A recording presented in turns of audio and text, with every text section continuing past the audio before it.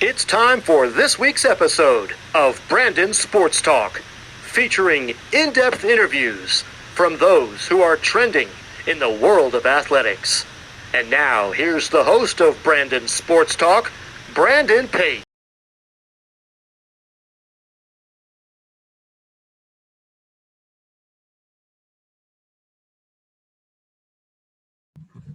Welcome back to Brandon Sports Talk. In today's episode, I have the privilege to interview Marlee Rice, the sports producer for Sports Stories with Denny Lennon.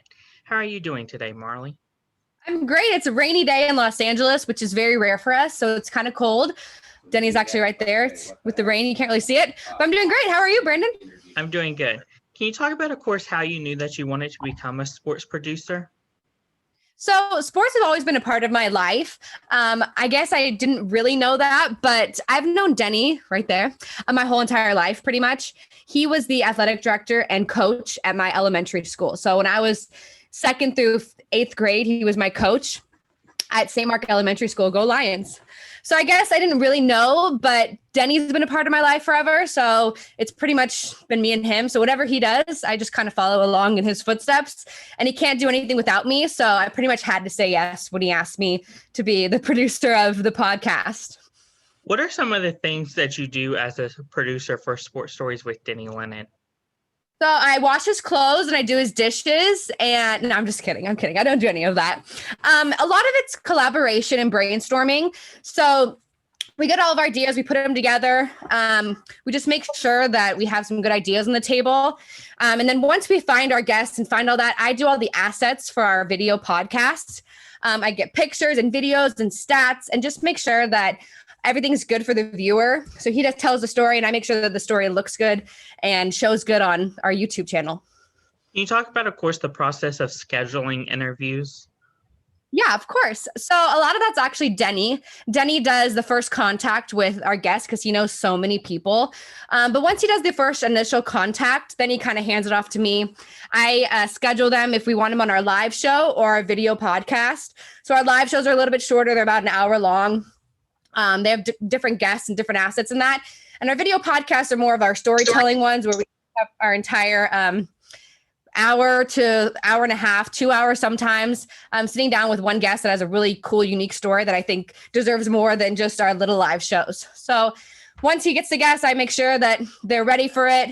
They have all the assets that they need for the show, that they can get on the video, can just be there on time. And I just make sure that everything goes smoothly once we have the guest. Can you talk about, of course, some of your roles as a sports producer? Of course. So like I said before, I get all the assets for our video podcast. I make sure that our guests are on time for all of our shows. What else I do? I make sure that our website's all up to date because that's kind of our hub, we like to call it. So our hub's just where everything lives. And I make sure that's all up to date. And so the viewer has good place to go find everything, all of our links to our live shows, all of our links to our social media. And it's kind of my duties with the website and everything like that. Who are some of your favorite interviews that you all have had on the show? I have so many. Oh my gosh. All of our shows are so good. Every person that we've had on has left a impact in my life, really. And I've learned so much from them. But I'd say my favorite so far has been my dad. So we interviewed him last year after the Kobe tragedy, hashtag girl dad was trending. So I came to Denny and I said, girl dad's trending online. So I think it'd be really cool to interview my dad. So my dad, I'm part of 5. So I'm one of 5 girls in my family. And it was just really cool to sit down with him and interview him, hear his story, even though I already knew it, but hear him talk about his life. And then next week, we actually have a Super Bowl episode coming out. So I've been rewatching some of our old shows. And the one I just watched was Gary Gilliam, and he is great. He was on the Seattle Seahawks. Great show. And we also had Brendan Iambejo, another person in the Super Bowl. So our next week's show is going to be really great. I'm actually just diving into that now. So those are some of my favorite ones that we've done also. And of course, Jerry West. Come on, you can't miss the logo. What is something that you learned now that you didn't know before becoming a sports producer? What have I learned? I've learned so much, but one thing I learned is don't be intimidated by a new project or a new idea. So I've learned that my ideas are valid and they're valuable. And a lot of times before this, I didn't really push my ideas out there. I just kind of went with what people were telling me. But I have good ideas, and I've learned to really speak my mind, and that you're pretty much capable of doing whatever you want to in this world. As long as you have a vision and a goal and you're hardworking, you can pretty much do anything. Can you talk about, of course, how it is as a producer helping, of course, the host of the show? Of course, I do. When we have our live shows, Denny's kind of on it, and I just got to make sure that everything's running smoothly, that we have all of our assets that we need for our show, which is videos or pictures or stats for the person. And I just make sure those are coming up on the screen at the right time. And I just make sure that his vision and his story is coming together, and just really looking and making sure people can see the whole vision of his story. Just pretty much whatever he needs me to do, I can do it, and I do it. Of course, whenever you're on live show, whenever the pictures do come up, do you save them before the live show, or is it like just in that moment might be on Google and be like, okay, we got Brandon Pate, so let me look up a photo of Brandon Pate, that kind of stuff? That's a great question, actually. A lot of times we have it all preset. So Denny and I will do a run through the day of the show. I'll show him all the pictures that we have. We'll do like a little quick run through. But in the moment, if you and Denny are talking about something, I will quickly search on Google and pull it up onto the live show. So it's just kind of like being on it and listening to what's happening on the show. And I can pull up a picture pretty quickly. But most of them are already put into the show beforehand and are ready to get pulled up. But yeah, I do have to just think I'm quick on my feet. And if there's something cool that I need to pull up, I will. Have you found that it's a little hard sometimes to pull up photos on people that might not have enough information about themselves? Totally. It's really hard, actually. One of our more recent ones was Bob Klein, and he's an awesome interviewer. He played with O.J. Simpson. So sometimes you just have to figure out what to Google and what to search for. So I had to search for O.J. Simpson sometimes to find team pictures, because we're now on a football team. There's 80 people on the team, so it's hard to get pictures of all of them. So that's just one in particular. An example that I have is I had to actually go search for someone on his team that I knew was huge, like O.J. Simpson. And through there, I kind of worked my way backwards, and I would find team pictures, and then there was Bob Klein. So it is tough. It is. But it's just a lot of hard work and determination, just knowing what to Google. Because a lot of times Denny doesn't know what to Google.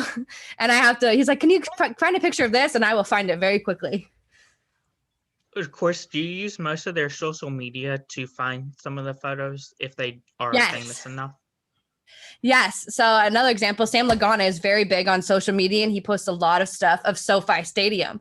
And no one could be in SoFi Stadium right now because it's a brand new stadium.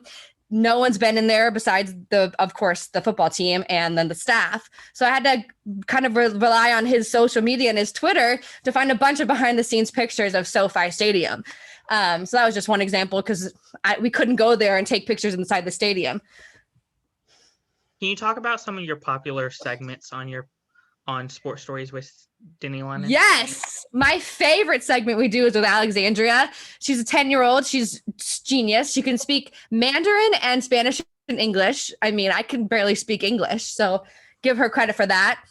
So she comes on when we have some of our author guests, and she reads a book, which I don't really read that many books, and she can read a book in 2 days. And she comes on and asks some questions, and it's just the cutest and the most amazing thing that we've done. Another really one of my favorite ones, we were just doing our Jonas Never series, which you've seen some of those, where we go to murals around the city and we cover Jonas' his work, and we give you, social context with it and historical context. And it's just really fun kind of traveling around the city with Denny and being in the same car and collaborating on all of our work together while we're driving and visiting all these murals around. He actually just did one on the Bernie Sanders meme when he's with his little mittens at the inauguration. That was actually his most recent one. Of course, what does it go into whenever you have your segments that that come out maybe Monday, Tuesday, Wednesday? How does that work? How do you know, let's say your segment comes out on Monday? Do you pre-plan ahead of time to go to that place? Yes. So that's actually a lot of what I do, is a lot of planning and making sure all of our staff can come to it and are just all ready. So Bob McCall and Chris Alport. Shout out to you guys for, killing it. Just making sure that their schedules line up with our schedules and that we all are on the same page. Most of the time for our next week episode, we collaborate and we do all of our stuff a week before, just so we have enough time for Chris and for Bob and myself to make sure that editing is all done before we release our podcasts. Can you talk about, of course, some of the day-to-day stuff that you have to do behind the scenes? Sure. So most of my day-to-day stuff just is for the next week. So next week, we actually have our Super Bowl special. So this week, I'm going through all of our assets that we have currently, watching all of our other shows. I update our website, like I said. I make sure our YouTube's good. And I don't do any of the social media. That's all Denny. So shout out to Denny for keeping our social media up to date. But just making sure that it's running smoothly, that we have everything in line for our next week, publishing all of our shows and making sure the shows come out on time. That's very important. When you say your show is going to come out on Thursday, it needs to come out on Thursday. What advice would you give upcoming sports producers looking to get into the industry? That's a good question. I'd say that it's all about being part of a team, and you can't really do anything without your teammates. So just making sure that you like the people that you're doing and you like the content that you're doing. So like I said, I've grown up in sports my whole life. So sports have been a part of my life forever. So just making sure that you like sports or you like whatever content you are going to be going into the producing world, because you're going to be in it forever. What advice would you give sports podcasts looking to find a producer for their show? That's a great question too. Like I said, make sure that you enjoy the people that you're going to be around. Make sure that they're friendly and hardworking and can get the job done. Making sure that they know the content and that they're ready to just do anything that you kind of ask them to do, because it is a team effort. So making sure that you can be part of a team and you know how that works. Collaborate, be hardworking, and sometimes have some sleepless nights. Where can my listeners find you at on social media, along with, of course, Sports Stories with Denny Lennon, the podcast app? So our website is sportsstoriesdl.com. And from there, you can find all of our social media links. Go follow Denny on Twitter. I have a Twitter. I don't have many followers. I actually don't even know what my Twitter name is. So if you're going to follow us on Twitter, Sports Stories DL, Instagram, YouTube, go subscribe to our YouTube.